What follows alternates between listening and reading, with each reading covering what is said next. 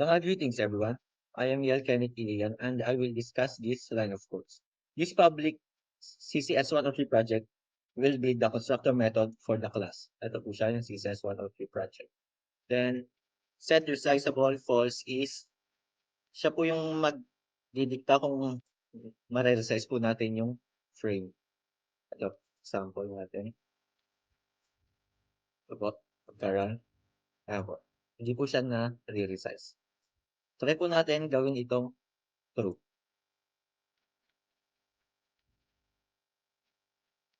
Ayan po. Ginawa na po natin siyang true is ganito na po ang nangyayari. Ayan po, nare-resize na po natin siya.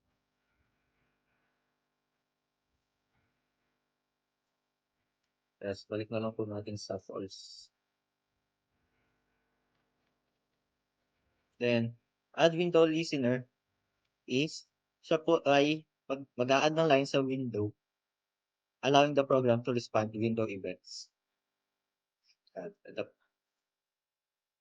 Tapos yung int response, J option pane, show confirm dialog na do you want to exit. Lalabas po siya pag i-exit na po natin yung frame. Ayan.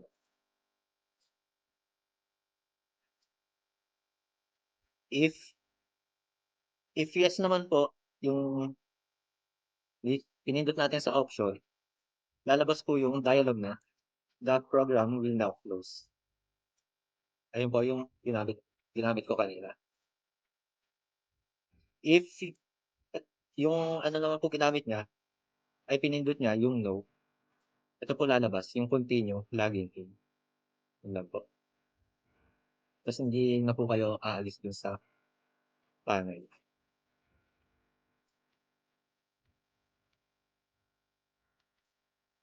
Next is get content pane. Ito po yung ano niya, pinaka-panel tool natin. Which is ito pong line na to.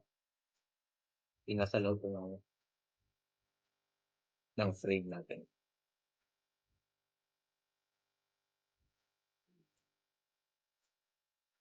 And login panel is ito po. Yung laman ng mismo yung main panel natin. Ito po siya. Dito po tayo maglalagay ng username natin and password. Next is JLabel label image 1.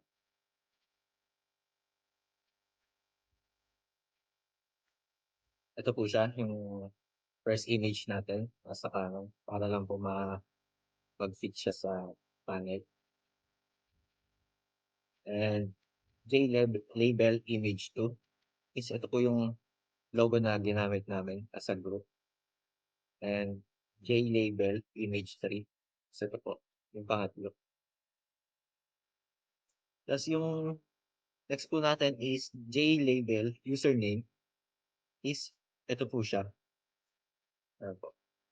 Para po malaman natin kung username po yung ilalagay natin.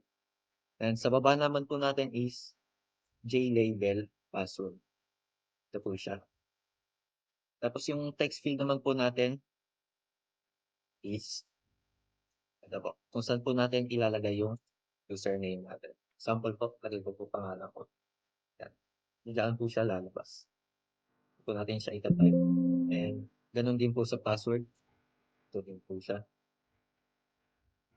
Opo.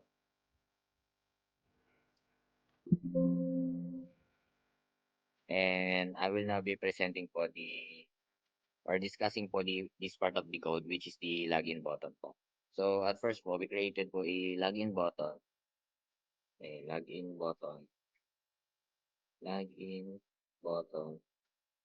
for the functionality of the login panel.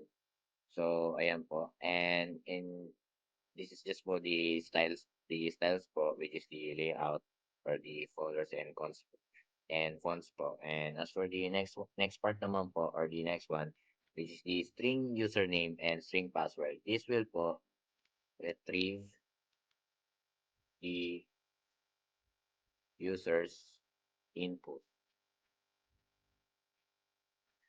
And as for the next one naman po, if username that equals to admin@gmail.com and ang password po is equal to admin pogi, and same goes po with the user@gmail.com and password that equals to user pogi, which is for the regular users. And this code naman po, this code this code check if the entered credentials or account is valid for the ad. And as you can see po here, ayan po, when we run the code po, so eto po yung account na ginagamit. So let's try po using the account admin at gmail.com. And as for the password naman po, we use the admin pogi. Ayan po, I will show lang po the password to see if it is correct. And when we press po the login, as you can see po, the label image 1 po up to label image 3 is set visible to false. Para po pag pinindot po natin yung login button, is magfo-false po siya and mawawala po lahat ng nakalagay po sa login panel. And ang lalabas naman po dito, input panel set visible to true, and center panel up to button panel and transaction pane po ang masaset to visible to true, and yun po yung lalabas po and mawawala na po yung login panel. And I will show you po when we click po the login button and what its output. So ayan po, when we click the login button, mawawala na po yung login panel. So ayan po, I will just restart po the program to show you po the other parts. So ayan po. And what if we tried naman po the wrong users po or password. So, type lang po natin dito siguro, type lang po natin yung name ko kung hindi po talaga siya gagana. So, as for the password po is laging na lang po natin is Ryan. So, ayan po, I will show po the password. So, if we try logging in po this, as you can see po, may J option pane po na lalabas and an error message which is invalid username or password. So, that will handle po the errors po for this login panel. So, as for the next one naman po, which is the set, set location relative to null. And when we run po the code, this shows po, or when we run po the code, this shows po the program po in the center po. So, as you can see po, ayan po. Nasa center lang po siya kapag niran natin yung code. And that is its only purpose po. So, as for the next one, I will show you naman po the part when we show po the passwords po of the code and hide the password. And is po so ang purpose po nito is if the user entered, ay, if the user click the button show password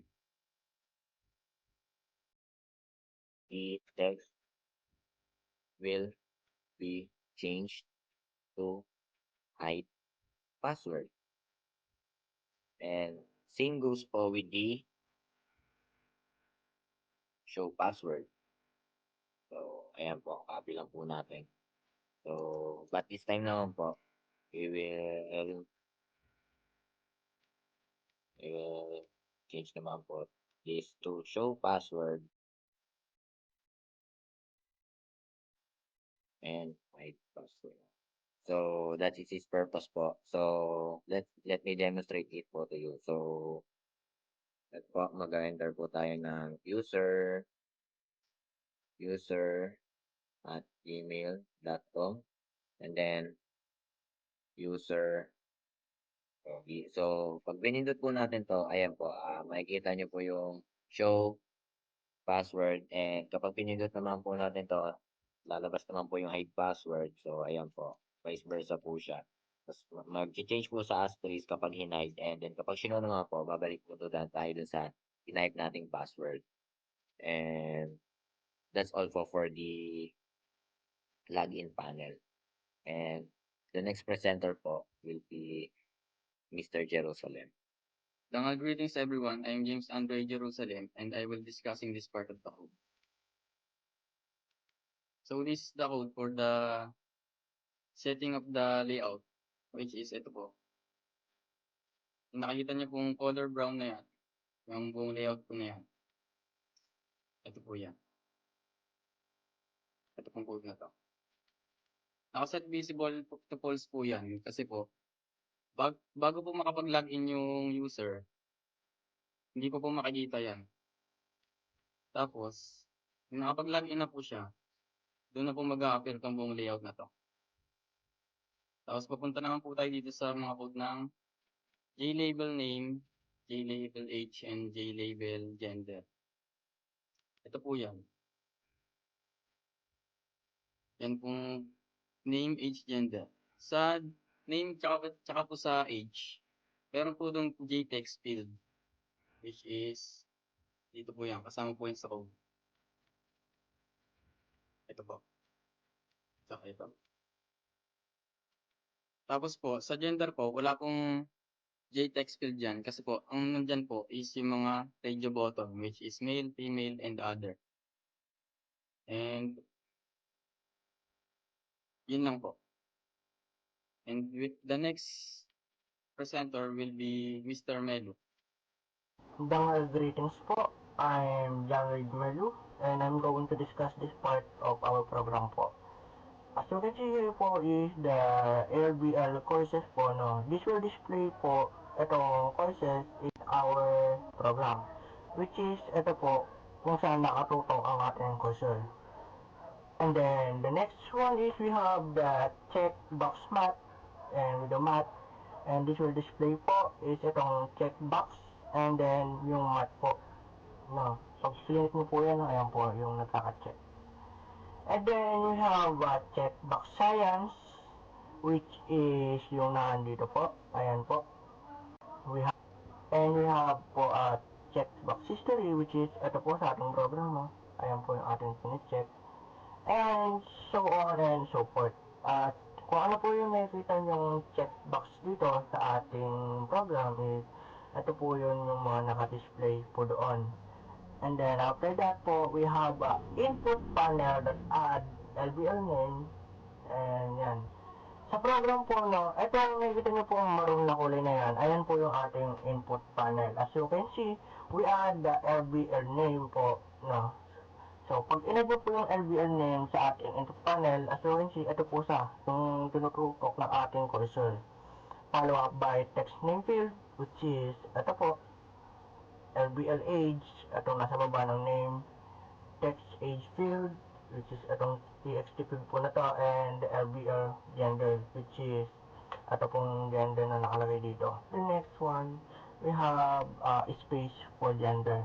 As you can see po is, ito lang po yung kanyang purpose, no? Ito po yung gender, right? As ang kanyang purpose po is magbigay lang po ng free space dito para mas maayos tignan ng ating program output. And then we add the space for gender inside of our input panel para po sa maging visible sa ating program output. And then we also add the radio male, the radio female, and the radio other. As you can see po, ito po yung radio male, ito po yung radio female, and the radio other. And we have the TXT others field po, and in-input na rin po natin sa inside the panel, which is ito po. Ito po yung ating TXT others field. And then, the next one po is we have space for courses. As you can see po, yung kanina po is nagbibigay, yung space for gender po is nagbibigay ng space po para maging maayos yung program natin kanina. Ganito rin po yung ginagawa ng ating space for courses na may ito. And use po in our program, ito po yung courses. And then, ito po yung free space na po, yung pinapakita ko po sa ating cursor. And then, we added the space for courses in our input panel. We have added the checkbox math, checkbox PA, and so on and so forth. And then, after that po, we have the LBL additional services. As you can see po in our program, ito po yung LBL additional services. Ayun, nakikita niyo po yung tinututukan ng ating cursor. And then, nasa loob po dito yung ating checkbox po ulit na hostel accommodation, which is, yan po yung nasa loob ng ating input add panel. And then, we have space for services, na katulad lang din po ako na kanina. Ito po yung services, right? Ito po yung space for services, kumbaga, para maging maayos po yung output ng ating program. And then after that, we have course text area and service text area. Yan nilagay po natin sa loob ng J-scroll pane para po magkaroon po siya ng scroll. So, you can see po, ayan po. And the transaction pane po, which is, ito po yung nasa cursor ko na may scroll pane na rin po. And the transaction scroll pane set visible. Kaya po sa naka-pulse, no, while yung user po is hindi pa po naka-login sa ating program, no, hindi pa po magpapakita itong ating input panel. Once na yung user po is nakapag-login na po sa ating login form at itong pulse po ay magiging true na. And then, saka na po makikita ang ating itong text area na po sa ating sa baba. And that's all po. Thank you. Thank you, Mr. Melo. And greetings, everyone. My name is Hans Jacob Magban, and I will be discussing this part of the code up until here. So, for this part of the code, we are basically going to be creating the center panel all the way below. For now, we are going to be discussing its design. Not much of the functions, but its design.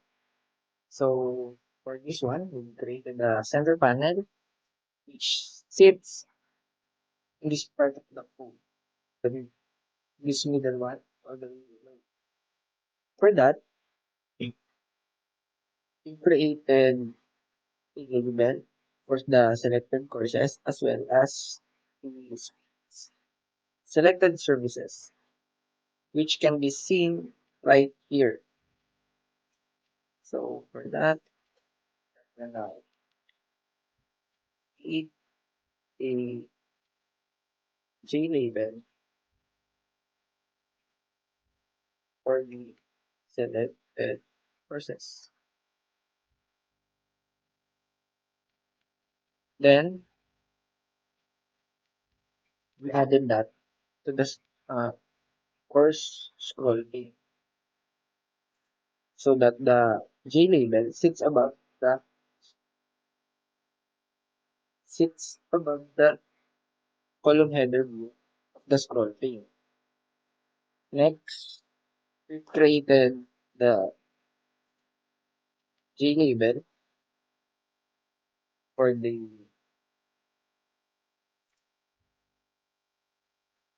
selected services, which can be seen below the selected persons, which is right here. And after that, we created a text area which is called the transaction log text area. And it can be seen all the way below the JFrame, which is this one. This all the way here.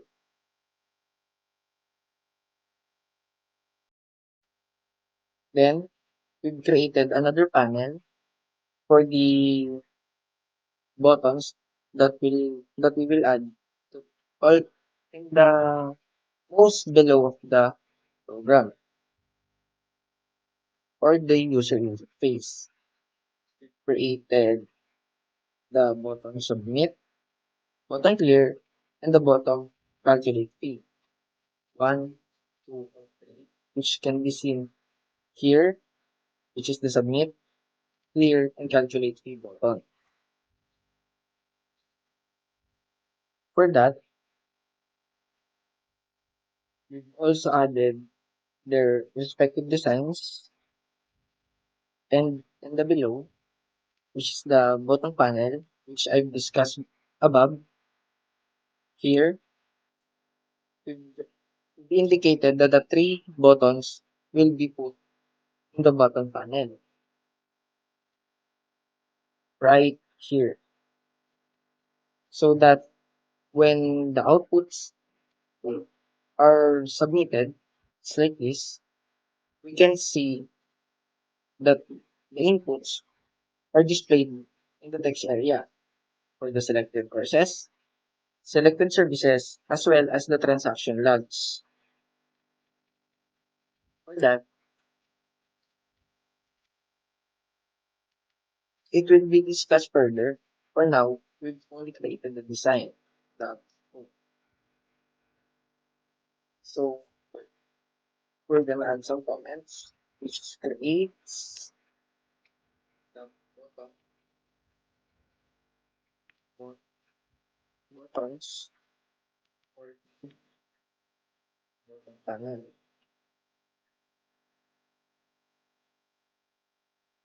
Panel. And the lowest part of my tool, we adds three more TV on panel.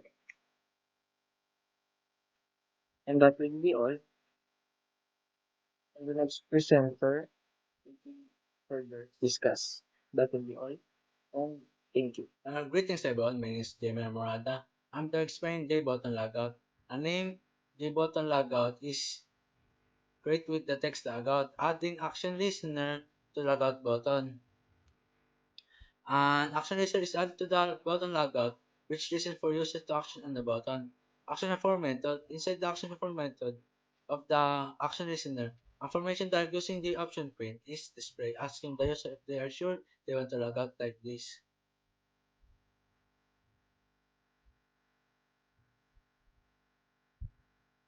Here. Depending on the user response, yes or no, different actions are taken. If the user select yes, like this, the operation is exiting using system.exit column 0. It displays a success message. If the user select no, like this,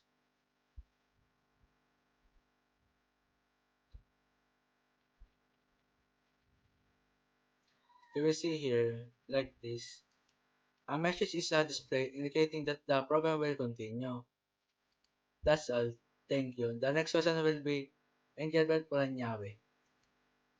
Dangal greetings. My name is Angelbert Malinyawe, and first I will discuss and explain the line of codes, and then I will demonstrate it. So first, the line of codes right here is for adding action listeners to checkboxes for course and service selection.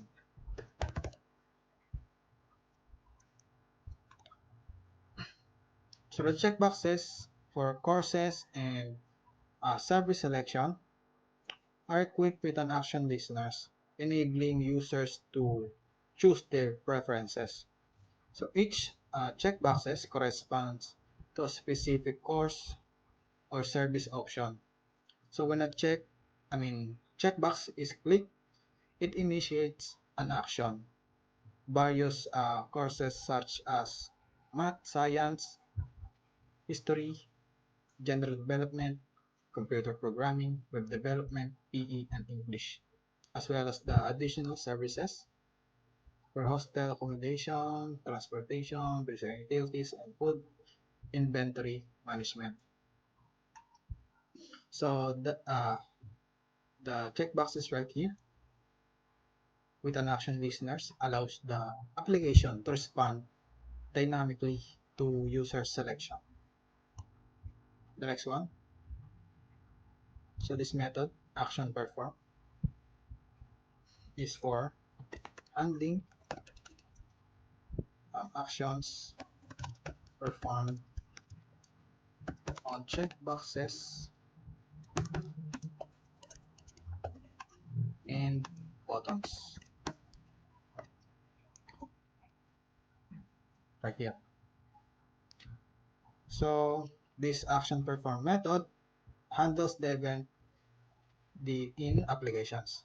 So it responds to button clicks and checkbox selection by calling specific methods based on the event source. So if a button is clicked, it triggers corresponding actions.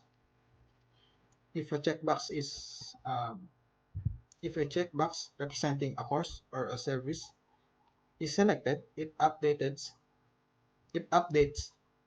the text area with the information. So the next one, so the method right here, update course and service text areas, is for update text area with selected courses and services.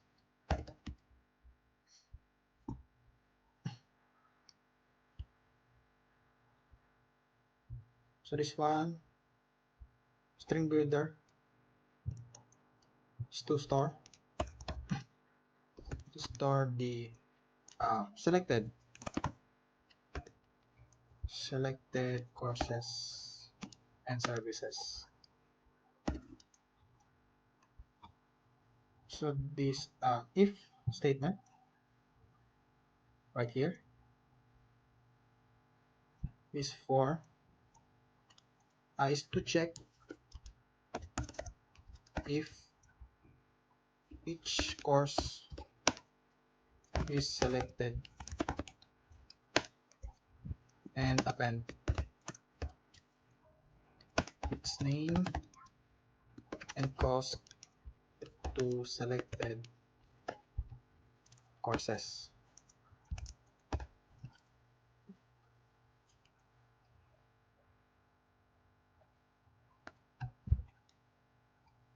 Also, this one is for um, services.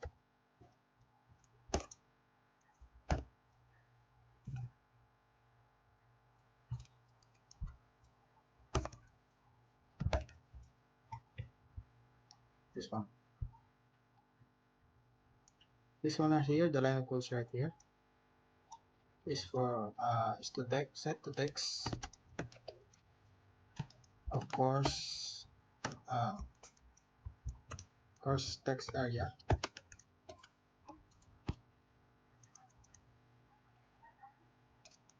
and service text area to generated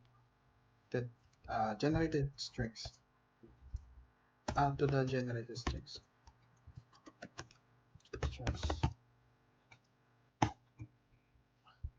So this method update course and service text areas is a method dynamically updates the text areas displaying the selected course and selected services when clicked.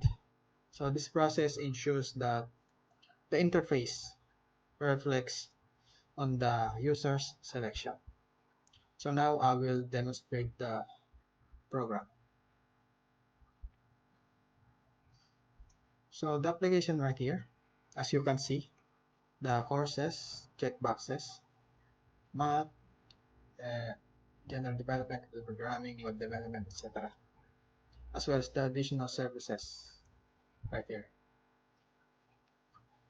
So for example, as I click the math, so as you can see, it will be displayed here in the text areas in the selected courses text area. So as well as the additional services, as you can see, it will be displayed in the selected area in selected area text area, I mean, in selected services. So if I uncheck the checkbox, it will be erased in the display. So that will be all.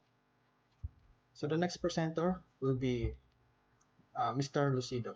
We'll be discussing this part of our code, the method submit forms. So in the first line, it will take the user's name, age, gender, and additional information the users entered. And next, this will determine the user's gender based on the option they've selected. Next is the validation. If the name is empty, age, and gender, it will display a message error. Next is the age parsing. This will convert the age into integer. Next is the course selection, including math, science, history, gender development, computer programming, web development, PE, and English. And next is the service selection, including hostel accommodation, transportation, bills and utilities, food inventory management. And this will remove trailing comma and space if any. And this also. Next is the transaction details.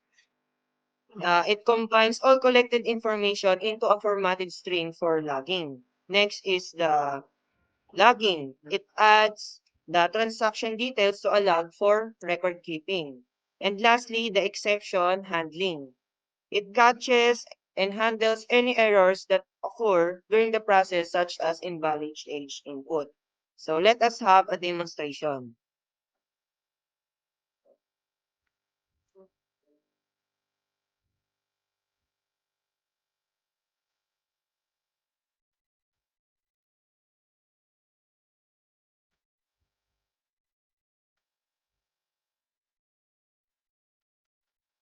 So here, I will input my name, the age, and gender, and courses.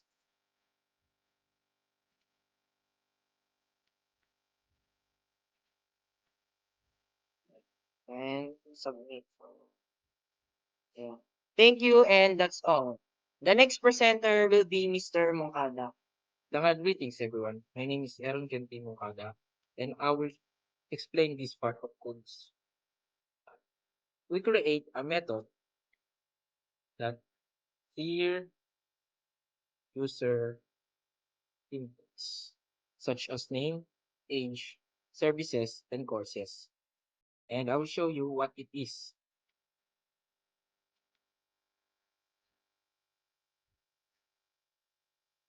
Let's log in first.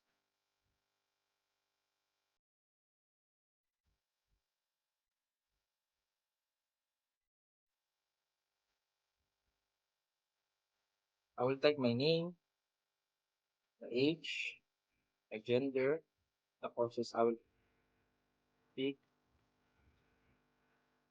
and the services. As you can see,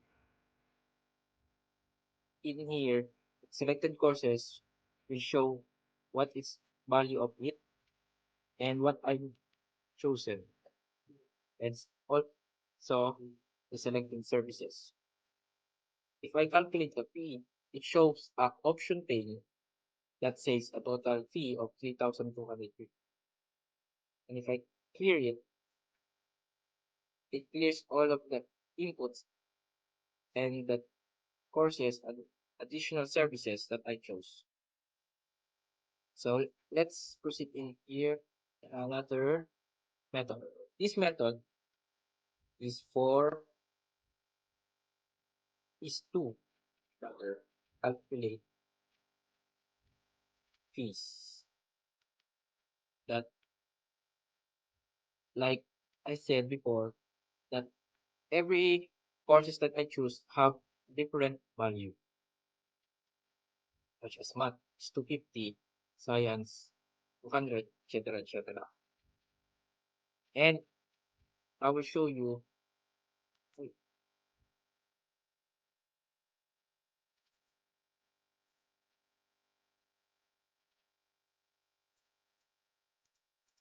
as I said that every courses that I chosen have different values, and even the selected services that I choose. And if I calculate the fee, it shows a J option that says total fee 3,200. And that's all. Thank you. Young greetings po. I'm John Paul Ilomio. I will be discuss this part of our program. Method name transaction log. Sa loob po nito, nakikita niyo po yung string selected course. Then, ito po, gagana po ito. Nag-click ko ako ng isang kunwari po, mag-click ko ako ng math, which is, ito po siya, lalabas po siya, ito po yung i-print niya dito, sa baba. Then, katulad po, nag-click ako ng web development, lalabas rin po siya dito. Tsaka meron po kaming kung nakatulad lang rin na nitong una, which is selected services. Pag nag-click po ako dito ng hotel accommodation, lalabas po siya dito sa selected services. Katulad din po ng bills and utilities, which is lalabas siya dito. And that's all po about sa program na. Thank you po.